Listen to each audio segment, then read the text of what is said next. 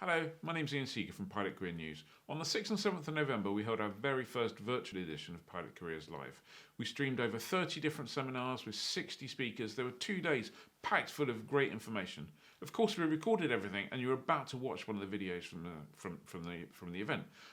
Before you do, I just want to thank our sponsors, Bose, Alsim, Entro, and of course Pulis. Without them and without the exhibitors, it wouldn't be possible. The exhibitor pages are still live, so feel free to head on over there. Go to www.pilotcareerslive.com and click through to the exhibitors. There's loads of information, loads of downloads, all sorts of great stuff there for you. Anyway, enjoy the video, and if you find it useful, really appreciate it if you click subscribe on our YouTube channel. Thank you. Bye-bye. Hello everybody and welcome back. I hope you learnt a lot from the Studying Overseas session just now with Ian. We're now moving on to a more specific area, and that is the area of medicals. We're joined by another super guest today, who's Mike Fonso, and Mike's going to introduce himself in just a moment, but just a little reminder from my perspective about the fantastic sponsors that we have with us at the event this year. Thanks to them, we've been able to provide this as a free registration for all of you listening, and also a little reminder that we have some great ATOs and other exhibitors here virtually, obviously, so please do find some time to go and chat to them during the course of today. But in the meantime, wherever you train, you'll need a medical to ensure you are fit to operate as a pilot.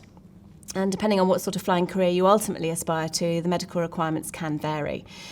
The topic of medicals is one that triggers many questions for aspiring pilots and their families. So we're delighted to welcome Dr. Michael Fonso from Birmingham Aeromedical Centre, who will bust the myths and demystify the process. So over to you, Michael. Hi, thanks for joining us. Thank you very much. Good afternoon, everyone. I'll just share my slide with you all. Hopefully you can all see that. My name is Mike Fonso. I am an aeromedical examiner.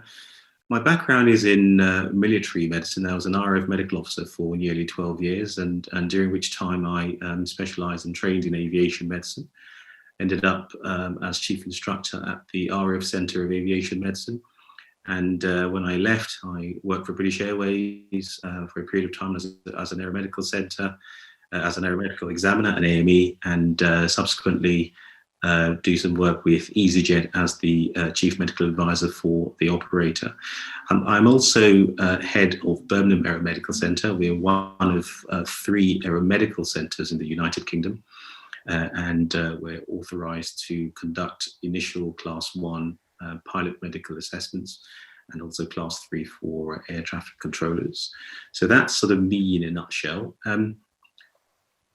So I'm going to talk to you today about the initial Class 1 medical, which is what most operators, most ATOs will ask you to have very early into your training towards your professional pilot's licence.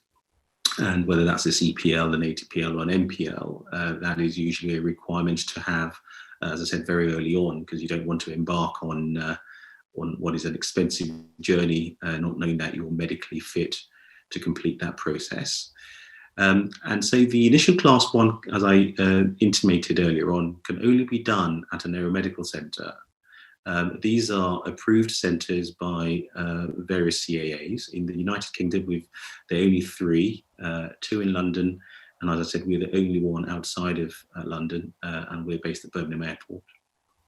The medical itself consists broadly of 2 arms, I would say. The first consists of a review of your medical history, so what sort of problems you've had potentially in the past.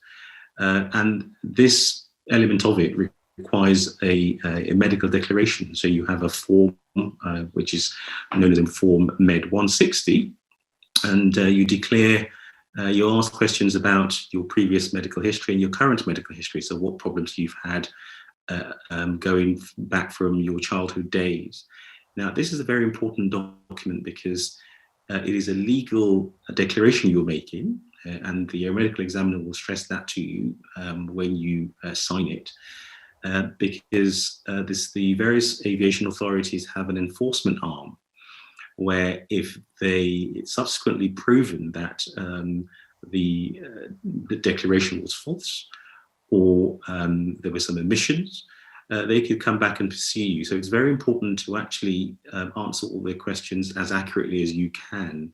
It is always better to state something rather than admit it. As I said, because if it is subsequently proven that there are problems, 3 years later, you could then be sort of find yourself on the wrong side of the an aviation authority. And the second part of the assessment is a medical examination. And I'll talk about that in subsequent slides in a bit more detail. In total, it can take the whole day can last about 3 hours for the individual candidate. So it's quite a long day, 3 to 4 hours. And if you're going for one, it is best to just write off the day and just allocate just the medical for that day and not have any other engagements. And what's the cost? It's quite expensive, and the range certainly in the UK is between sort of £600 and £700. But I would advise that you budget a little bit more than that should things not go as planned on the day. So, for example, if there's some additional problems that are discovered and you need to see a specialist, but I'll talk about that again later on in greater detail. So generally expect to spend about between £600 and £700, but I would budget about £1,000 just for any potential problems. So on the day itself, you'd go through stations, as I call it. So when you go to the Aeromedical Centre, the first thing you will do is you go through some administration where you'll be registered with the CAA if you haven't been registered already. And once you've gone through that process, which will generate a reference number that will be unique to you and will ultimately be your license number. Once you've gone through that process, then you will see the nurse, and the nurse will conduct a raft of assessments for you. So they'll start by doing your weight, height, blood pressure, those sort of basic assessments. There'll also be an assessment of your urine, looking for signs of kidney damage, signs of any pathology in the whole sort of renal tract from your kidneys all the way down to your bladder. So expect to provide a urine sample on the day. The other thing that you should expect to have is something called an ECG, and that's a trace of the heart. So a series of electrodes or wires are connected to your chest, your shoulders and your ankles, and that produces a trace of the heart to give an indication of how the heart is working. The next part of the assessment will be a lung function test, something called a spirometer. So you'll be asked to blow on a machine, and that will give an indication of how the lungs are working. So typically people who perhaps might have underlying asthma, who aren't aware of it, or people who have had a history of asthma and that perhaps the asthma is unstable, that might show that this test might show that and bring that to light. You'll also be required to have a hearing test, just to check in the state of your hearing. So you will be placed in a booth, given a headset, and you will play some sounds at different frequencies or tones and at different volumes. When you hear the sound, you press the button, and that's known as an audiogram, and that will produce a trace of your hearing standard. There will also be finger prick blood tests, and nothing major, looking at your cholesterol level, what that is, and also your hemoglobin. Now, the hemoglobin is an indirect measure of your oxygen capacity. So that's a blood test that you should expect to have. And also more recently, they introduced drug and alcohol testing. So you can expect to breathe through a breathalyzer to check your blood alcohol content, or your breath alcohol content, I beg your pardon, and also have a drug test, which is via a mouth swab. So the spongy picture the picture with the sponge you can see at the bottom right corner. Expect to have something like that. So that swab will your mouth will be swabbed with that sponge and put in one of those tubes, and it will test for a variety of illicit substances, cannabis, cocaine, heroin, methamphetamines, and so on and so forth. So that's what you'd expect sort of to go through at station 1. Once you've completed that, you'll then move on to have a very detailed assessment of your eyes with the aviation optometrist. So you will have an assessment of your near vision, your intermediate vision, which sort of will assist or give us an indication of your instrument scanning, and then your distant vision, which is will tell us how sharp your vision is. A colour vision assessment will also be done. You'll use a book known as an Ishihara book. There'll be different number plates, and you have to recognise the numbers. They all have different sort of shades of colours, and you're not expected to miss any one of those. If you do miss one, it doesn't necessarily mean you've got a colour deficiency. It just means you're suspected to have a colour vision problem. And then you'll move on to a definitive test known as a colour assessment and diagnosis test, which is a screens-based test, lasts about half an hour, and different colours are sort of thrown at you, if you like, from different corners of the screen, and you press a button when you see it, and that's a definitive test. Your peripheral vision for scanning will also be done, and that's you'll put your head in a machine. It's called a field analyzer, and it throws flashing lights at you in a bowl at different sort of angles, and when you see the light flash, you press the button, and that maps out your peripheral vision. And also you'll have a slit lamp test, which is the picture you see in front of you, so the optometrist will be looking for any evidence of any pathology in the eye. So quite a detailed assessment. At the end of all that, you'll conclude with the doctor, so somebody like me or a colleague of mine, and we'll go through your medical history, looking for any relevant aspects that may have an impact in aviation.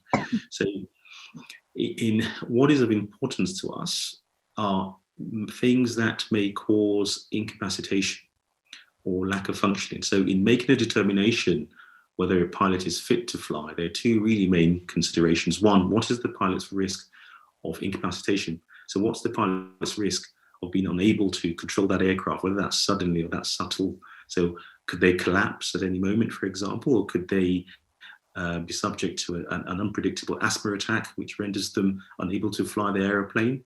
So that's what we mean by incapacitation. I'm just giving two examples there. And then the other thing we think about is functioning. So can the pilot then function? Can they reach the controls? Can they press the buttons, and can they actually activate those controls as required? So a typical case here would be perhaps somebody who's overweight.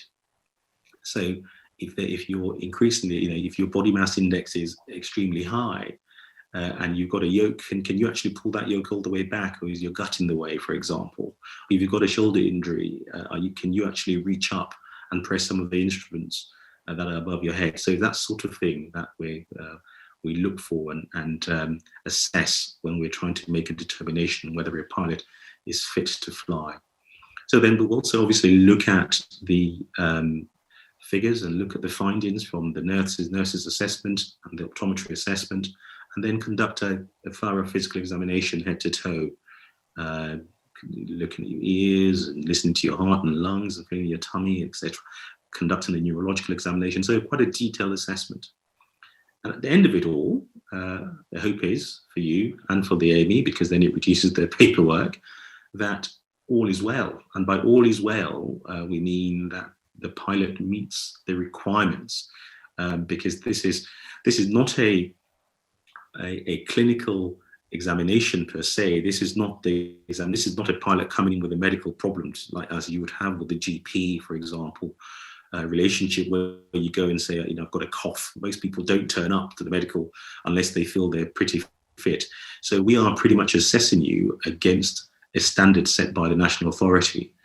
So whilst you may feel well in yourself and have no problems, you must meet those requirements. Whatever those requirements are. So it may be a blood pressure requirement, it may be a weight and height requirement, for example, it may be an ECG requirement. So if those requirements are met, then your certificate, you can expect your certificate to be issued on the same day. If they're not met, then we need to determine what we need to do to meet them. So for example, if your blood pressure is elevated, it might just be that you were nervous on the day. So we could send you to your general practitioner to recheck it when perhaps you were more at ease, or we could give you a machine, wire you up, which will measure your blood pressure for a 24-hour period. And then we'll download the data to see what that is in your natural habitat. So we remove that anxiety level. So we will do all we need to do to make sure the requirements are met.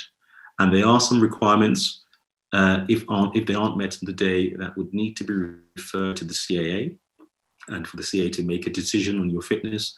And there are some other requirements which do not need referring per se to the CAA, and subject to those being satisfied at a later date, the Aeromedical Centre can issue the medical certificate to you.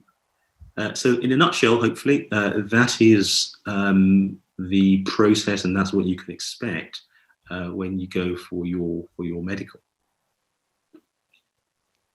And with that, I think I will leave it at that. Thank you, Mike. That's great. I've learnt a lot from that as well. So thanks very much indeed. Really appreciate that really clear, succinct description of the process. We have had a few questions through. I think probably the best thing is to hold them off for the Q&A panel that we will do a little later this morning, which I gather you very kindly agreed to rejoin us for. So thank you very much indeed for your time this morning. I hope your children are not too disappointed that they couldn't get hold of you in the background there. Bless them, they had their part to play. And apologies for me coughing. I feel that was a bit ironic that I started coughing in the middle of a medical presentation. But it's gone now. Anyway, thank you very much indeed. We'll see you a little later in the Q&A panel.